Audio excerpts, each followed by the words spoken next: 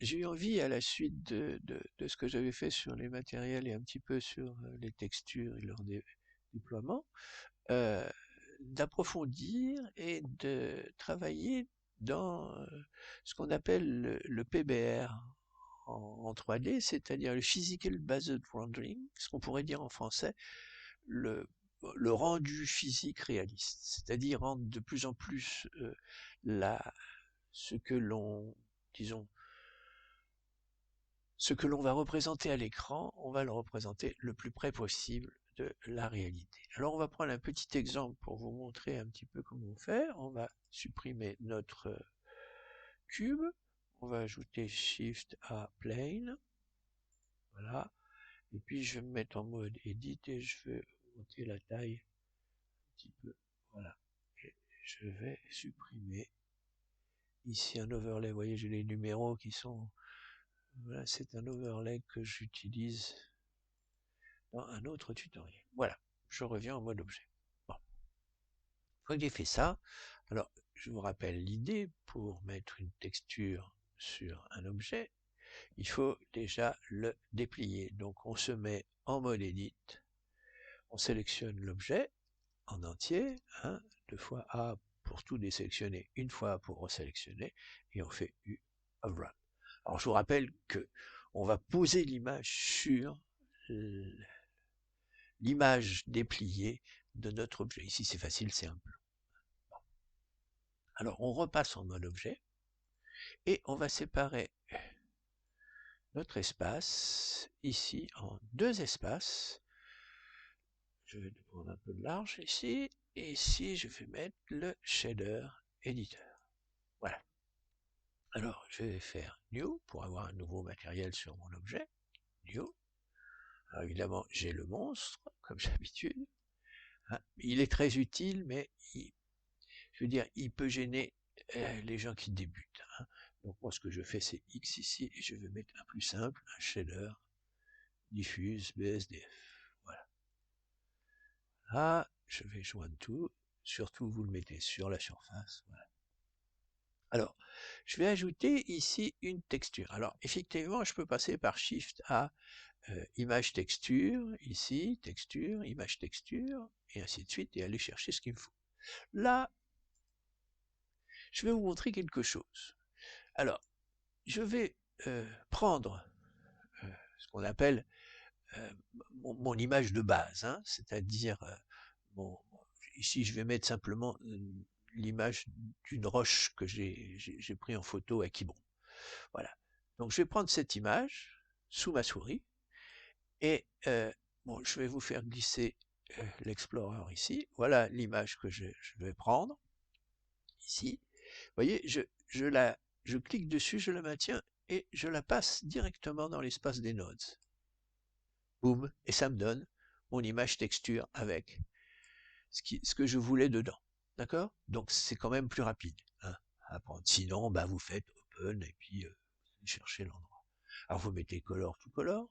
Alors, bon, théoriquement, ce qu'on fait avant ça, on rajoute un nœud, Shift A, qui est ce qu'on appelle l'ajustage de, de, du maillage, c'est-à-dire de l'UV déplié, à l'image. Et là, donc texture coordinate, UV, puisqu'on l'a fait, et on met vector. Voilà. Alors qu'est-ce que ça donne? Ben, théoriquement, si notre éclairage est bon, on devrait avoir notre image qui apparaît.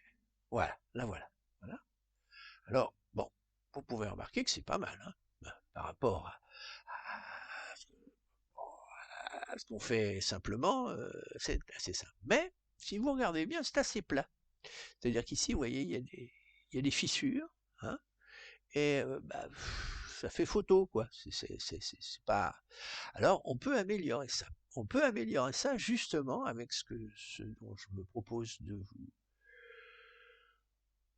initier en quelque sorte, c'est envoyer à la machine des informations sur, on va dire, bah, la manière dont elle va regarder la lumière, hein. Alors pour ça, je vais chercher ce que je n'ai plus. Je l'ai perdu. Ah, le voilà, je crois. Voilà. Je voulais vous montrer ce petit schéma pour vous indiquer comment un peu fonctionne la lumière. Alors vous regardez pas cette partie-là pour l'instant. Vous regardez cette partie-là. Je vais la cacher comme ça. Voilà. Alors vous avez un objet qui reçoit de la lumière, hein. Voilà, le rayon lumineux arrive comme ceci. Qu'est-ce qui se passe en général? Bien, une partie de la lumière est renvoyée. Et c'est pour ça que vous l'apercevez. En particulier, bon, les couleurs, par exemple, si l'objet est rouge, il va renvoyer toutes les couleurs sauf le rouge, d'accord? Bon, alors, qu'est-ce qui se passe? Eh bien, il se passe que la lumière arrive comme ceci et est réfléchie et est renvoyée à notre œil. La normale géométrique, c'est l'endroit où, si vous voulez, ce vecteur représente une droite qui est perpendiculaire localement au point là, et à la surface de l'objet, et la physique dit que l'angle qui arrive, enfin l'angle, ce qu'on appelle l'angle d'incidence, l'angle entre le rayon arrivant et la normale, est égal à l'angle lumineux renvoyé, dans les conditions les meilleures. Maintenant, il peut se produire, on peut imaginer quelque chose qui va être la deuxième partie. Alors, la deuxième partie du dessin, c'est en quelque sorte, si j'ose dire, un petit peu du trucage, mais c'est pas vraiment du trucage. Alors vous reconnaissez notre normale bleue, là, la normale géométrique, vous reconnaissez notre rayon incident, arrivant, si j'ose dire, et notre rayon partant. Seulement, là, le reflet se fait pas de la même manière, parce qu'on imagine qu'un petit lutin a ajouté ce qu'on appelle un vecteur supplémentaire, un bruit, à notre normale. Ce qui fait qu'il a composé la normale avec ce bruit et il a obtenu un nouveau vecteur qu'on appelle la normale bruitée, par exemple, et la réflexion se fait selon cette normale. Et donc, la lumière est renvoyée d'une manière un peu distordue. Eh bien, c'est là-dessus qu'on va jouer pour faire apparaître des ombres, pour faire apparaître des choses, sans que la figure, l'objet, soit déformée. D'accord? Voilà. Alors, vous allez voir déjà ce que ça donne. Alors, comment faire ça avec Blender? Eh bien, c'est assez simple. Vous allez voir. Je vais aller chercher dans mon dans mon dans, dans mon dans mon ordinateur, je vais aller chercher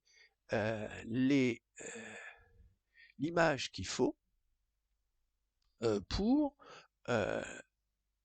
vous renvoyer le si j'y arrive, parce que j'ai un peu de mal à manipuler temp, voilà, voilà, en même temps à regarder l'ordinateur, voilà. Je vais aller chercher ce qu'on appelle des normal maps. C'est-à-dire des normal maps, c'est, vous avez vu qu'il y avait un vecteur bruit qui intervenait et qui se mélangeait avec le renvoi classique de la lumière. Eh bien, on peut créer ce vecteur, c'est des coordonnées x, y, z, mais on peut lui faire correspondre des couleurs RGB. C'est-à-dire qu'on va renvoyer comme ordre à l'ordinateur, selon l'image donnée, une image qui est calquée sur l'image réelle, mais qui code les renvois de lumière sous forme RGB. Ça donne une espèce de carte comme ça. Et l'ordinateur, lorsqu'il va recevoir cette carte, il va renvoyer la lumière suivant les codes de chacun des points en couleur RGB. Et vous allez voir ce que ça donne. Alors ça peut paraître un peu abstrait au début. Alors je vais faire le même procédé que tout à l'heure, hein. Je prends l'image hors écran, je la ramène, vous voyez, elle est sous ma souris ici, et je la mets là. Voilà. Alors ça, c'est mon image, hein, c'est celle-là, cette image-là. C'est cette image, ce qu'on appelle la normal map, hein, et on va s'en servir pour l'injecter dans notre arborescence pour rendre manière un petit peu plus réaliste le relief. Alors, on va bien sûr mettre les images sous les images. UV, je vais le rentrer ici. Et je ne vais pas connecter directement la couleur sur la partie normale du diffuse. Je vais aller chercher un vecteur. Shift A, vector, normal map. Voilà, c'est lui qui va servir de traducteur. J'injecte la couleur ici. La strength, je la laisse à 1, ce sera peut-être un peu fort. Et je mets ici. Et vous allez voir la transformation. Alors, évidemment, la lumière n'est jamais la bonne. Je vais changer ma lumière ici. Je vais mettre un sun. C'est un peu fort. Je vais diminuer à 5. Bon, vous voyez que ça donne un granité. Alors c'est un peu fort hein, là, mais ça donne le granité de la pierre. Je vais diminuer un peu la force. Voilà. Vous voyez, ça donne cet effet de relief. Hein. Si je déconnecte, vous allez voir la différence. Vous voyez, c'est plat. Et là, je donne du relief. Alors à vous de créer les réglages. Voilà ce que l'on va apprendre à faire. C'est ces fameuses normal maps, en gros, qui codent. Hein. Je vous rappelle l'idée, c'est ça, on va transformer ça en ça, c'est-à-dire on va mettre des ombrages là où il n'y en a pas, grâce à une carte qui est une carte de couleur. Donc, maintenant, reste à apprendre à savoir faire ces cartes selon, bien sûr, selon l'objet qui nous intéresse.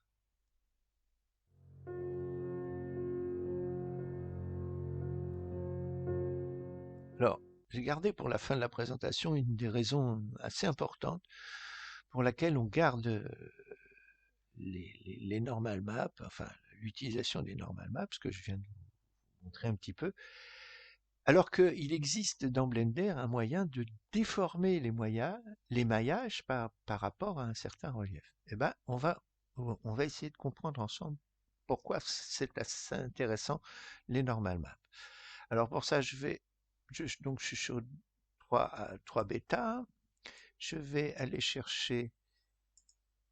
Voilà. Vous avez on pourrait dire un essai comparatif entre les normal maps et les displacements. Displacement, hein, je vous rappelle, c'est selon une image, on a un modifieur qui va déplacer. Alors, a priori, vous voyez, là, vous voyez rien, et là, vous voyez, là, il y a une normal map, hein, théoriquement. Mais là, le maillage a été déformé. C'est-à-dire que effectivement, si vous regardez le détail alors je crois que j'ai retiré les overlays, ce qui m'aide pas du tout à voir ce que je sélectionne. Voilà. Vous voyez, ça c'est tellement fin que on voit à peine les vertices et les edges. Preuve en est, si vous regardez en bas, vous voyez que vous avez ici les détails hein, de, de, de, de ce maillage qui est 41 616 vertices, faces, pardon. En gros, les vertices sont du même ordre de grandeur. Alors là, c'est énorme. Hein. Et donc, ça veut dire que quand vous êtes ça dans une scène qui est déjà lourde, ben, vous alourdissez encore. Et à chaque déplacement, ça va être à chaque. Si je veux changer de lieu cet objet-là, ça va être très lourd. Bon.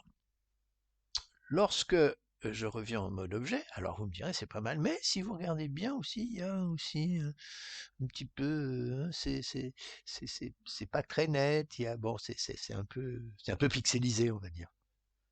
Alors que si je regarde en mode rendu, la normal map, la normal map me donne pratiquement le résultat, c'est même plus net, hein, on peut dire, c'est moins profond, mais bon, pour une gravure ou pour certaines choses, hein, vous voyez, pour les roches par exemple, bah, c'est à peu près, c'est beaucoup, c'est meilleur que ça, d'accord? Et alors surtout, vous allez voir la différence, c'est si je me mets là et que je me mets en mode edit, et ben regardez, j'ai 4 vertices, 4 edges et une face. C'est-à-dire j'ai un maillage excessivement lisé. Donc vous voyez l'avantage, dans tout ce qui est scène très lourd, en particulier pour les jeux et ainsi de suite, vous avez largement intérêt à utiliser ça, parce que le display, certes, c'est bien, c'est profond, c'est ainsi de suite, mais c'est lourd à manier. Donc, c'est lourd à manier, hein, au sens pour la machine a énormément de calculs à faire. Voilà. Donc, à vous de voir la meilleure solution.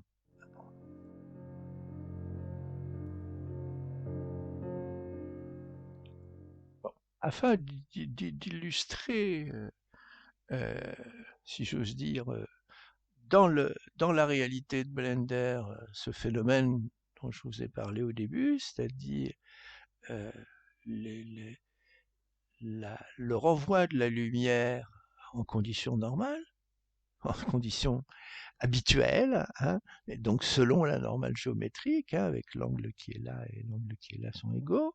Et puis ici, le renvoi de la lumière avec un bruitage de la normale, c'est-à-dire la normale devient ce vecteur vert, et donc la propagation de la lumière se fait un petit peu différemment. Eh bien, nous, on va le faire sur un plan avec une séparation zone normale, zone pas normale, et on va regarder les effets sur ce que l'on peut voir, quoi. Alors, voici notre plan. Voici le petit programme qui permet éventuellement de faire ce dont je viens de parler. Bon, il y a toute une en-tête qui dit je prends une couleur et ainsi de suite. J'ai un facteur. Alors ça, par contre, c'est assez important. C'est le point PT et la variable PT est chargée par le point P générique pour ceux qui connaissent OSL. Hein, sinon, je vous renvoie à ce que j'ai fait comme tuto sur l'OSL. Eh bien, il y a un point P qui se balade ici, qui est générique ici, et la boucle automatique de Blender parcourt, donc fait parcourir à ce point P toute la surface du plan pour afficher la couleur. Et là, je vais renvoyer un certain résultat que j'ai mis à 0 au début. Alors, qu'est-ce que fait le corps de mon programme? Eh bien, en chaque point P, il charge le vecteur n normal, hein, la normale, c'est-à-dire le vecteur bleu, ici, d'accord, hein. Il charge ce vecteur-là dans normal. On crée un vecteur bruit qui est un vecteur, en gros, qui a pour abscisse 1 ordonnée 0, 0, 0, c'est-à-dire c'est ce vecteur-là, en quelque sorte. Et on le multiplie par fac. Fac, ça augmentera un peu l'effet. Ensuite, eh bien, on dit si le point, c'est-à-dire le point où je fais l'affichage, est inférieur à 0, c'est-à-dire est dans cette zone-là, hein, là, eh bien la normale va être la normale plus le bruit, c'est-à-dire plus le fameux vecteur ici, c'est-à-dire on change la normale, c'est-à-dire on est dans cette zone ici, on change la normale, et sinon, eh bien la normale ne bouge pas. Et on renvoie couleur que multiplie la diffusion sur, sur ce plan-là de la normale. Et le résultat reçoit renvoi, c'est-à-dire renvoie la couleur. Alors, qu'est-ce qui se passe si on regarde l'affichage? L'affichage en couleur, eh bien regardez ce qui se passe. J'ai la même couleur vert partout. Seulement ici, les normales sont habituellement orientées vers moi, hein, c'est-à-dire selon l'axe des x, puisque c'est un plan. Et ici, elles sont déviées selon ce fameux vecteur V1. C'est ce qu'exprime ici le petit programme à l'intérieur de ce node, qui est un script. Bon, j'ai rien touché à autre chose. J'ai mis un fac un peu plus important pour qu'on voit un peu mieux la différence. Mais en gros, voilà ce qui se passe.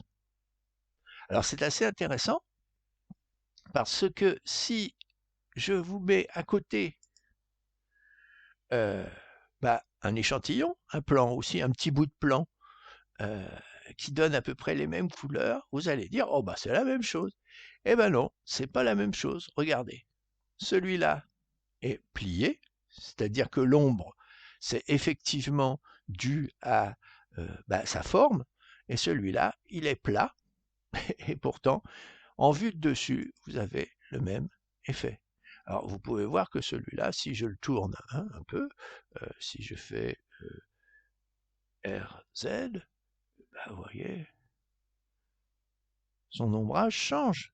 Hein, tandis que l'autre, eh bien, l'autre, bien sûr, il va changer aussi, mais ça ne sera pas dû à sa forme, ça sera dû à la position qu'il y a de P sur... Alors, juste un petit complément par rapport à ce changement de couleur.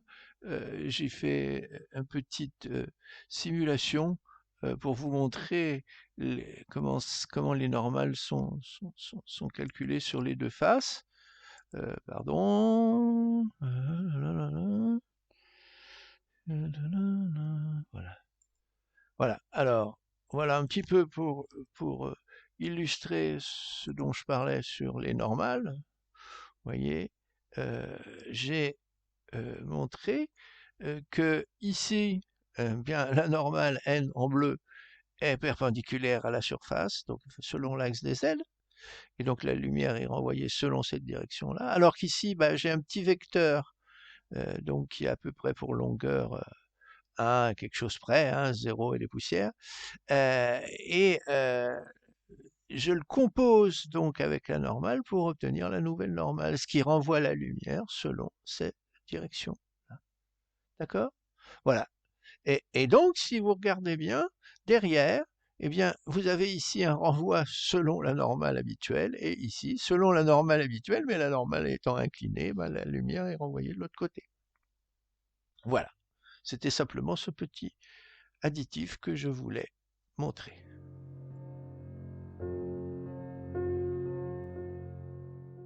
Alors, il existe plusieurs moyens de créer des normales. Là, je me suis mis directement sous GIMP. Bon, c'est la version 2.10, mais il existe les versions 2.8, enfin bref. Vous prenez GIMP, c'est gratuit. Vous paniquez pas parce que bon, il y a des tas de choses complexes. De toute façon, il y a des tas de tutos qui sont très clairs sur GIMP. Moi, je vais simplement vous montrer comment, donc, quand vous ouvrez GIMP, vous obtenez cet écran-là. Vous fermez le splash screen, je sais pas comment ça on dit en français, enfin, l'écran d'annonce. Et puis, vous allez utiliser justement ce logiciel pour faire des normal maps. Alors pour ça, il y a plusieurs moyens encore à l'intérieur de GIMP. Le premier moyen le plus simple, c'est de télécharger. Vous voyez, vous avez l'adresse ici. Vous avez un plugin qui s'appelle Unseen Bump. Vous pouvez le downloader ici, soit sous Linux ou sous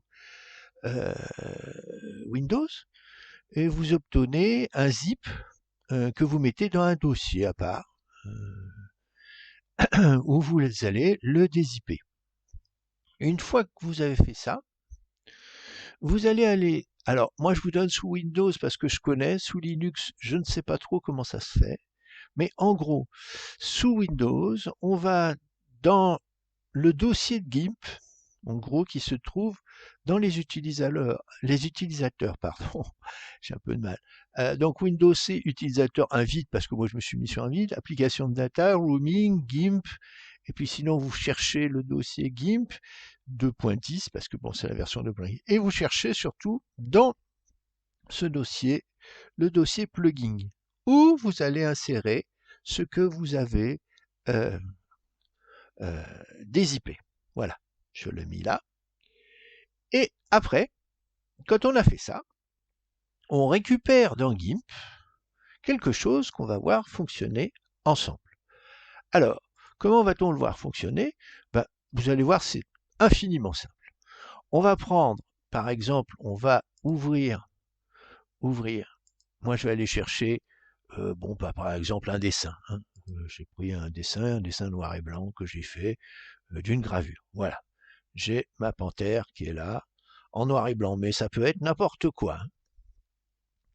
Ensuite, bon, elle est sélectionnée, bien sûr, et vous allez aller dans Filtre, et vous allez avoir dans, alors, Map, si c'est en anglais, si c'est en français, c'est Carte, et vous cherchez, et il y a un, voyez, Unseen Bump est ici.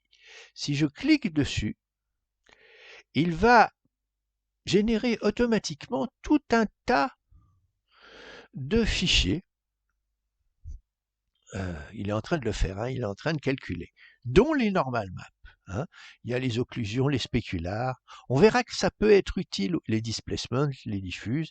Il y a tout un tas de maps. Bon, c'est surabondant par rapport à notre travail, hein, mais ça peut vous être utile si vous décidez de continuer dans le PBR, ce qu'on avait dit, hein, au début. Alors, vous voyez apparaître les bump maps, d'autres ici. Donc ça, c'est une proposition. Éventuellement, vous pouvez toucher au réglage. Moi, j'y ai jamais touché, hein, je vous dis franchement, parce que c'est un peu compliqué. Et puis, vous appuyez sur Execute. Et là, ça va renvoyer directement tous les fichiers à l'endroit où vous avez enregistré votre petite image de panthère, hein, ici, c'est-à-dire votre original. Voilà, alors on attend un petit peu que ça se fasse. Voilà. Et quand c'est fait, eh ben, on va fermer et on va sortir de GIMP et on va aller voir ce que ça a donné. Voilà, hein, vous voyez, c'est un peu de temps parce qu'il y a pas mal de choses à calculer. Voilà, voilà, voilà, les dernières qui sont en train d'être copiées. Voilà, voilà, voilà. Là, je pense que c'est terminé. Close. Je ferme GIMP. Bon, j'abandonne les modifications. Et je vais aller voir dans mon dossier temp, ici, où il est temp, voilà. Je vais aller voir ce que ça a donné. Regardez ce que ça a donné. Ici, j'ai tous les normal maps qui se sont ici. D'accord? Voilà. Alors, comment, si j'ose dire, utiliser ça? Comment après le mettre en route? C'est très simple, vous allez voir. Je vais utiliser, pardon, je vais utiliser Blender. Si j'y arrive, voilà, on reprend le 3B, voilà.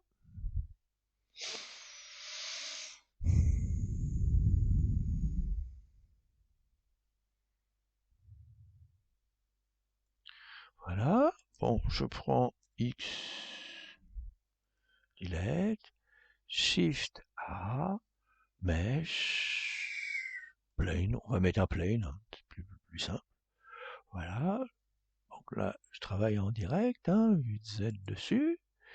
Je vais ici faire apparaître la zone des shader nodes, shader editor. Voilà, je fais new, je retire le monstre, X, Shift A. Oui, les shaders diffusent les SDF, voilà. Je vais le connecter ici. C'est un peu petit, je vais grossir un peu. Voilà, et je vais ajouter juste ce qu'il faut, Shift A, pour faire apparaître ma normale. Hein. Donc pas de couleur, rien du tout, ma normale simplement. Alors je cherche mon vecteur normal map, d'accord, et pour le mettre à l'endroit où il faut, eh bien je vais faire Shift A, je vais après Image Texture. Voilà, je vais aller chercher à l'endroit où il faut. Alors, je vous rappelle, hein, une idée qui est créatrice. Je vais, hein, dans le monde ici, hein, je prends mon image, par exemple, ici je prends. Alors il y a plusieurs types, hein, il y en a des high, il y en a des low, des normales, vous choisissez, vous ferez des essais.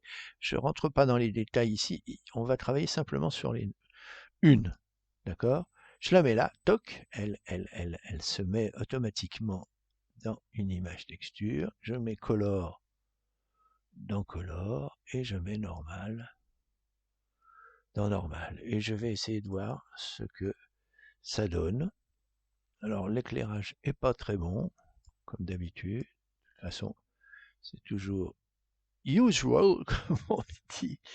Et je vais revenir en mode solide, je vais regarder où est ma light. Je suppose même qu'elle est...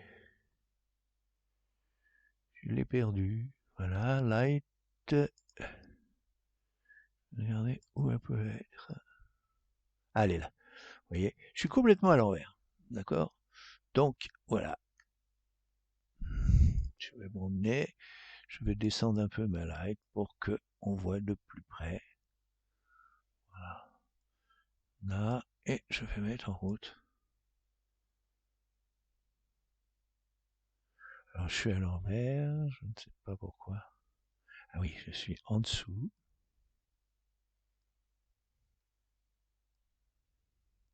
Voilà. Alors, vous avez vu apparaître ma gravure.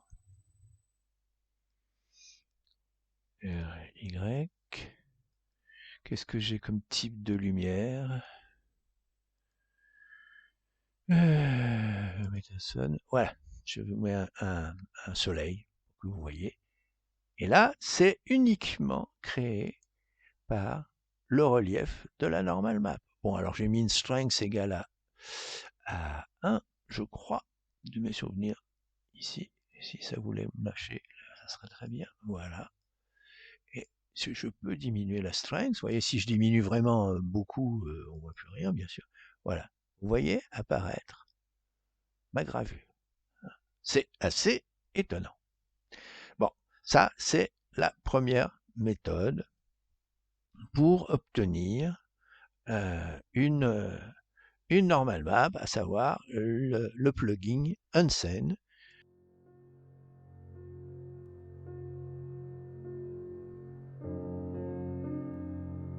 Alors, autre méthode, toujours avec bon, la même panthère, que l'on peut utiliser toujours sous GIMP sans avoir le plugin à installer. C'est une méthode directe, elle est valable aussi. Alors, donc, ben, vous appelez une image, hein, en gros, fichier, ouvrir, et puis vous allez chercher votre image. Une fois que vous l'avez, vous allez toujours dans filtre, mais cette fois, vous allez aller sur générique. Voilà. Et dans générique, vous allez trouver carte normale. Un generic et normal map en anglais. Vous cliquez dessus, et là, vous voyez que votre normal map se fait automatiquement. Alors, on peut augmenter un peu l'échelle, c'est-à-dire forcir un peu la gravure. Moi, enfin, je vous conseille, c'est à vous de voir, hein, mais enfin, laissez aux alentours de 10, 20, pas plus. Hein. Et puis, vous pouvez faire des miroirs, c'est-à-dire vous pouvez symétriser par rapport à l'axe des X ou par rapport à l'axe des Y. Ça sert éventuellement pour avoir une normale qui est un petit peu différente. Enfin, tout ça, il faut faire des essais et il faut valider au fur et à mesure. Une fois que vous avez fait ça, vous validez. Et puis, bah, vous faites exporter, export as, hein, et puis vous envoyez ça à l'endroit où il faut et vous allez obtenir, comme tout à l'heure, une normale. Voilà.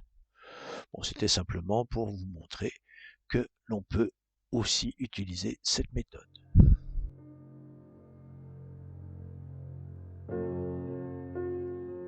Bon, alors, un dernier complément simplement pour vous donner une idée aussi de ce qu'on peut appeler la superposition des normal maps. Par exemple, moi, vous avez vu que j'avais une petite gravure de panthère et que j'avais aussi, j'aimerais bien la mettre sur de la roche, de la pierre, image de roche, mais que la roche ait un certain granité. Alors pour ça, je vais avoir à mélanger plusieurs choses. Alors on va voir comment on peut faire ça. Alors d'abord, bah, il faut faire évidemment un new matériel sur le plane que j'ai choisi. Hein. Le plane, il faut en mode edit lui faire A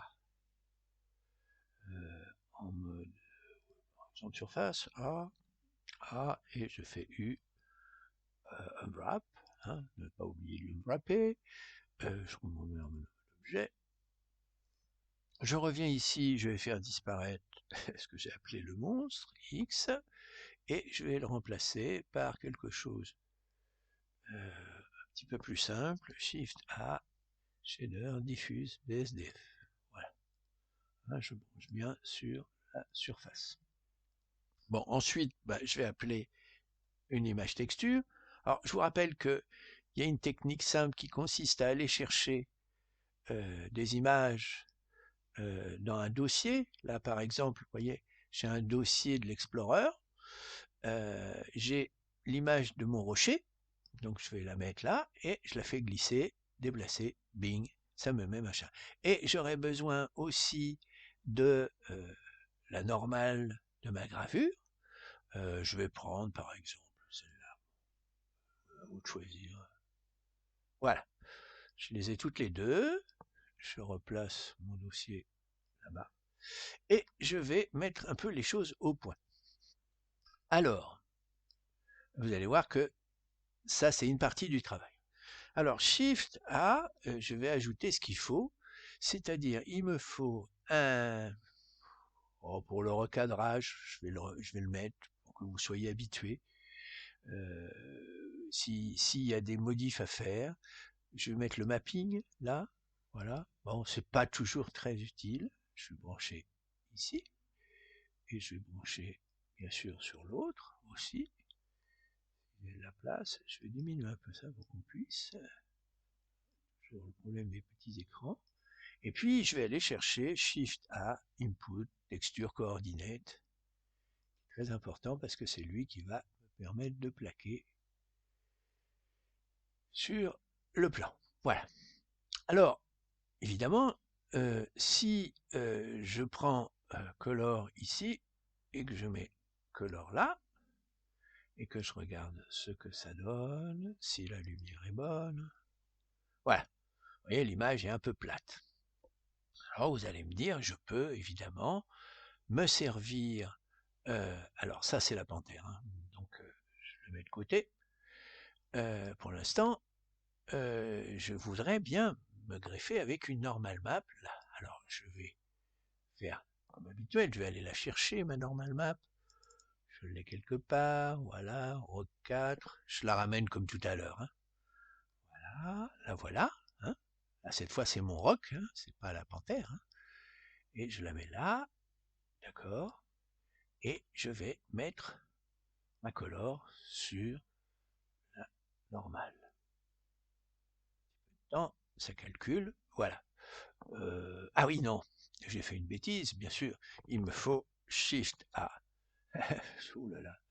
Le vecteur normal map, parce que sinon, la traduction ne se fait pas.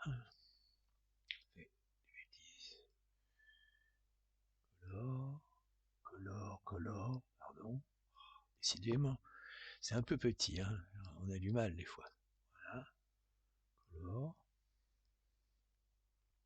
Normal. Si vous avez deux écrans, c'est super pour ça. Voilà. Alors, on a cet aspect un peu... bon, je vais bouger un peu la lumière. Peut-être qu'en mettant un sun, ça sera un peu plus visible. Est-ce que j'ai un sun? Vous voyez, le granité est un petit peu plus important quand je mets un sun.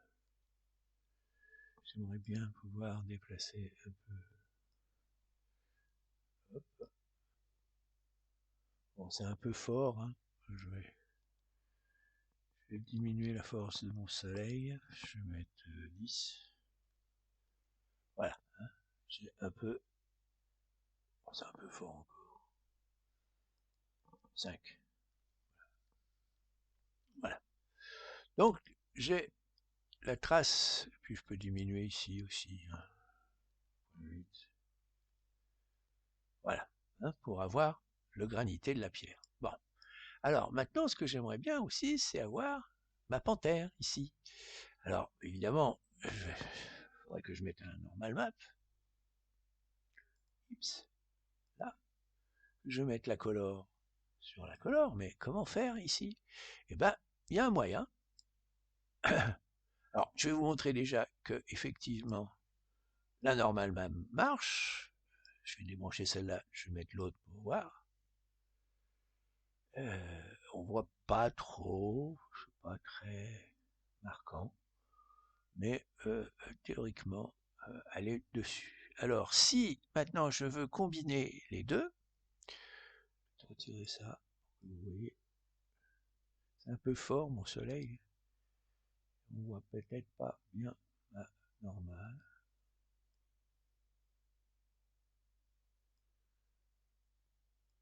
Hein, je sais pas si vous voyez apparaître, voilà, on voit apparaître ma gravure. Hein, voilà, si je mets là, on voit la gravure. Alors, comment coupler ces deux alors je vais remettre ma couleur dessus, d'accord. Comment combiner les deux ici pour avoir en même temps la gravure et la roche? Eh bien, il suffit d'ajouter un nœud qu'on appelle un nœud de calcul. Hein. C'est un nœud mathématique qui fait des calculs. Converteur, je crois qu'il est converteur map. Voilà. Alors, il suffit d'ajouter, hein, comme des vecteurs, puisque ce sont des vecteurs en réalité, il suffit d'ajouter, alors je vais me remettre en mode solide pour vous garder un peu la surprise, d'ajouter la normale de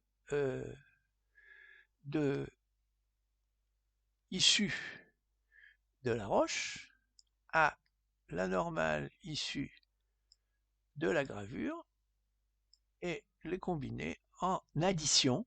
Hein, on peut jouer après sur ça, mais on verra pour la suite. Voilà. Et on les met là. Et on active et on regarde ce que ça donne. Alors après réglage, hein, il faut chercher. Bon là, en gros, vous voyez, vous avez le granité. Hein, j'ai exagéré le granité de la pierre pour que vous voyez. Et puis vous avez la panthère dessus.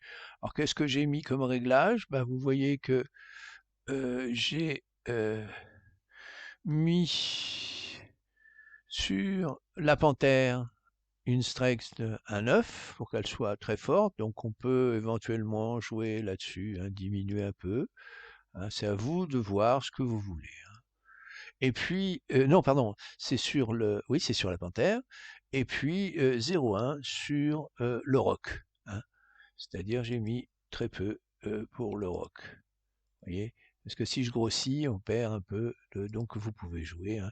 Vous pouvez faire même 0,05 si vous trouvez que c'est trop fort, ou 0,1 si c'est bien. Enfin, vous réglez. Et en gros, vous arrivez à faire ça.